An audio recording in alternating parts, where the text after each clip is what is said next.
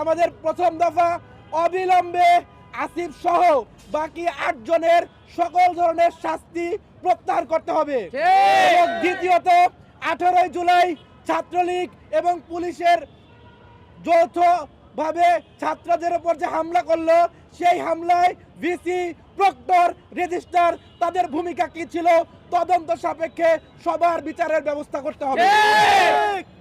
এই বিচার যদি না করা হয় আমরা রাষ্ট্রের সর্বোচ্চ পর্যায়ে যাব, আমরা রাষ্ট্রের সর্বোচ্চ আদালতে যাব, তবু এই স্বৈরাচারী ভিসি, প্রক্টর, প্রভোস্ট এদের কাউকে এক বিন্দু পরিমাণ ছাড় দেওয়া হবে না। দরকার হলে আমাদের একাডেমিক লাইফ বিসর্জন দিয়ে হলেও আমাদের যে ভাইদের সাথে অন্যায্যতা হয়েছে তার বিরুদ্ধে রক্তের শেষ বিন্দু থাকা পর্যন্ত আমরা লড়ে যাবো ইনশাআল্লাহ।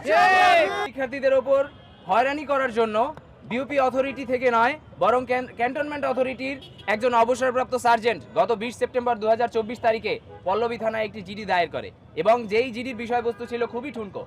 তারা সেখানে ক্যান্টনমেন্ট অ্যাক্ট 2018 জননিরাপত্তা এবং উপদ্রব দমন এই অধ্যায়ের আঙ্গিকে একটি জিডি করে। সেখানে সর্বোচ্চ শাস্তির কথা বলা রয়েছে 20,000 টাকা, অর্থাৎ শুধুমাত্র অর্থদণ্ড করা যাবে। কিন্তু ক্যান্টনমেন্ট অ্যাক্টের এনফোর্সের দায়িত্ব কি অথবা এনফোর্সের ক্ষমতা কি বিউপি অথরিটি রাখে? তারা সেই ক্যান্টনমেন্ট অ্যাক্টের যে ঠুনকো জিডি হয়েছে সেই জিডিকে কেন্দ্র করে এই শিক্ষার্থীদেরকে গত 3 মাস বিশ্ববিদ্যালয়ে প্রবেশ করতে দেয় নাই। এবং সম্প্রতি যেই 2 শিক্ষার্থীকে বহিষ্কার করা হয়েছে সেটা কেবলমাত্র একটি ক্ষোভেরই বহিঃপ্রকাশ। আপনারা যারা সাংবাদিকবৃন্দ রয়েছেন, আপনাদের সাথে বিভিন্ন গোয়েন্দা কর্মকর্তা বা গোয়েন্দা বিভাগের সাথে যোগাযোগ থাকতে পারে। আপনারা বিশ্বস্ত সূত্রে চাইলে খবরও নিতে পারেন। সেখানে তদন্ত কমিটি থেকে বলা হয়েছিল যে যে সকল শিক্ষার্থীরা আন্দোলনে অংশগ্রহণ করেছিল তাদের কোনো কুমতলব ছিল না, তাদের ক্যান্টনমেন্টের ভিতরে বা বিশ্ববিদ্যালয়ের ভিতরে বিশৃঙ্খলা তৈরির কোনো উদ্দেশ্য ছিল না। কিন্তু তাদের প্রতি এমন একটি অভিযোগ আনা হয়েছে যে তারা নাকি এই যে মিরপুর 12-তে স্বৈরাচারের দোষের এমপি ছিলেন ইলিয়াস মোল্লা, তার ইন্ধনে নাকি ক্যান্টনমেন্টের ভিতরে বিশৃঙ্খলা তৈরি করতে চেয়েছে। এবং যেই 2 ভাইকে 1 বছরের জন্য বহিষ্কার করা হয়েছে তাদের প্রতি ক্ষোভের কারণটাও আপনাদেরকে বলি। আমরা যখন আমাদের দাবি পেশ করছিলাম তখন ভিসি মহোদয় আসলেন, তাকে মহোদয় বলতেও আজকে আমার লজ্জা হয়। তিনি আসলেন, তিনি এসে বললেন খুব সংক্ষেপে শেষ করো।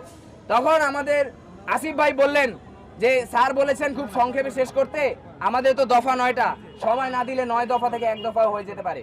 তিনি মূলত ভিসির পতনের কথা বলেছিলেন এবং তারা আরো একটি অজুহাত দিলেন যে আমরা বলেছিলাম বিকাল 4টার মধ্যে আপনারা একটি ইতিবাচক মন্তব্য আমাদেরকে দিন। তারা বললেন এর জন্য নাকি তাদের ব্যাপক সময়ের প্রয়োজন।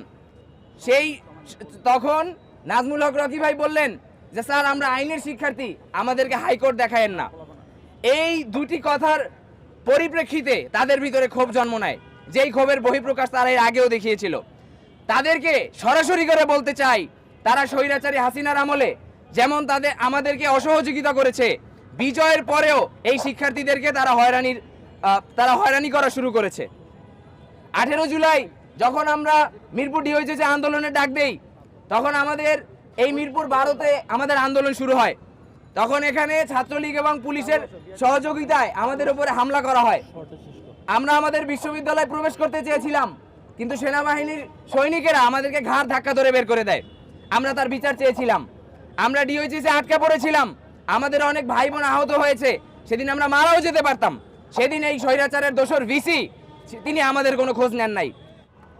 আমরা এখানে যারা দাঁড়িয়েছি আমাদের সকলেরই জীবনের হুমকি আছে, আমাদের একাডেমিক লাইফের উপর হুমকি পড়বে।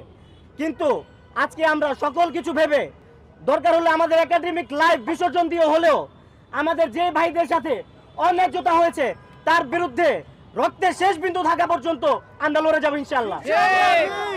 তো আমরা আপনাদেরকে অনুরোধ করব, আপনারা আমাদের সংখ্যার উপরে যাবেন না।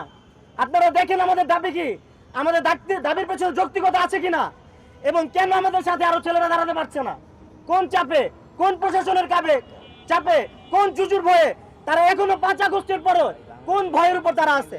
প্রশাসন অভিভাবকের কোনো ভূমিকাই অর্জন করেনি। তারা 4 মাস আমাদেরকে ভয়ের মধ্যে রেখেছে এবং 4 মাস পর যখন সবকিছু স্থগিত হয়ে গেছে, যখন আমরা ক্লাসে ফিরেছি, আমরা ক্লাস শেষ করে আবার বাসায় আমাদের ডিগ্রি নিয়ে বাসায় ফিরতে চাই, সে সময় অন্যায়ভাবে আমাদের 2 জন ভাইকে 1 বছরের জন্য বহিষ্কার করা হয় এবং বাকি 6 জনকে বিভিন্ন ধরনের অর্থদণ্ড দেওয়া হয়। আমরা সম্পূর্ণভাবে